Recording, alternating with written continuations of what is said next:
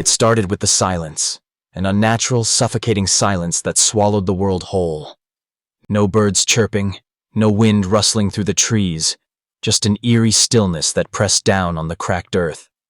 The sky was a sickly orange, stained by ash and dust from fires that had burned unchecked for weeks. This was no ordinary apocalypse. Something far darker had taken root. Meet Lena, a lone scavenger with haunted eyes and a backpack filled with memories and meager supplies. She wandered the ruins of what was once a bustling city, now a skeleton of twisted metal and broken glass. The streets were littered with abandoned cars, their windows shattered, doors hanging open like gaping mouths. Shadows stretched long and distorted under the dying sun. Lena's heart pounded as she moved cautiously through the skeletal remains of a grocery store. She wasn't alone. She could feel it, the presence lurking just beyond sight. The air was thick with a coppery scent, sharp and metallic, mixing with the decay. She gripped a rusted crowbar tighter, every nerve screaming. Suddenly, a soft whisper echoed from the darkness. "Lena." The voice was familiar, but twisted, like a broken record playing a haunting melody. She froze, scanning the shadows. No one. Flashbacks flooded her mind, her brother, Michael, who vanished in the early days of the collapse. She had refused to believe he was gone. Was this some cruel trick? Or worse, was he something else now? The whisper came again, closer this time, desperate and pleading. "Help me." Lena's rational mind screamed to run, but her heart pushed her forward.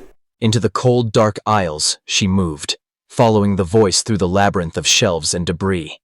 As she turned a corner, she found a cracked mirror hanging crookedly on the wall. Her reflection stared back, but behind her, a shadow moved, too fast to be human. In the mirror, the shadow's eyes glowed a sickly green, and a twisted smile spread across its face. She spun around, but the corridor was empty. Yet the whispering continued, now a chorus of voices, overlapping and urgent. "Find the light. Save us." Suddenly, the floor beneath her trembled. Dust fell from the ceiling as a hidden door creaked open, revealing a narrow staircase descending into darkness. Lena hesitated. The voices grew louder, more insistent. With a deep breath, she stepped down into the abyss. The air grew colder, the darkness thicker, until only the faint glow of a flickering lantern ahead pierced the black. At the bottom, she found an underground bunker, its walls covered in cryptic symbols and hastily scrawled messages. Among them, a single photograph pinned to the wall, a family, smiling, alive. And in the center, Michael, his eyes unnervingly bright. The whispers coalesced into a single, chilling voice. "We are trapped, between life and death. We need the light to cross over." Lena noticed a strange device on a table, a makeshift lantern powered by an odd crystalline substance pulsing with eerie light. The air vibrated as she reached for it. Suddenly, the bunker door slammed shut. Shadows writhed along the walls, taking shape, twisted forms of the lost, their faces frozen in torment. They reached for her, their voices begging, pleading. A moral choice gripped Lena's soul. Use the light to free the trapped souls, risking her own life, or flee and leave them condemned to eternal limbo. With trembling hands, she ignited the lantern. Brilliant light flooded the bunker, and the shadows screamed, dissolving into shimmering motes that drifted upwards, disappearing into the ceiling. Silence returned. The heavy door creaked open slowly. Lena stepped out into the dying daylight, the weight of what she'd done pressing on her heart. But as she looked back, the photograph on the wall flickered, the smiling faces distorted, Michael's eyes now hollow and dark. Had she freed them, or unleashed something far worse? The sun dipped below the horizon, and the silence returned once more, deeper and colder than before. Days passed in a blur of survival and unease. Lena moved through the desolate cityscape, the weight of the lantern a constant reminder in her pack. The air remained thick with decay, but now the silence was punctuated by faint echoes, whispers carried on the wind, fragments of voices just beyond comprehension. One evening, as the sky burned crimson, Lena found herself drawn to the remains of an old church. Its stained glass windows shattered, the pews overturned. It stood like a hollow shell amidst the ruins. The lantern pulsed softly in her hand, as if alive. Inside, the whispers grew louder, more insistent. She traced her fingers over the altar, where strange symbols had been carved deep into the wood. A chill ran down her spine as the lantern's light flickered wildly. Suddenly, a figure appeared at the doorway. A woman, translucent and shimmering, her eyes filled with sorrow. "You have the light," she said, voice trembling. "But the darkness is not gone. It feeds on despair, on fear. To truly free us, you must confront it." Lena's heart clenched. "Where? How?" The apparition gestured toward the basement beneath the church. "There lies the heart of the shadow.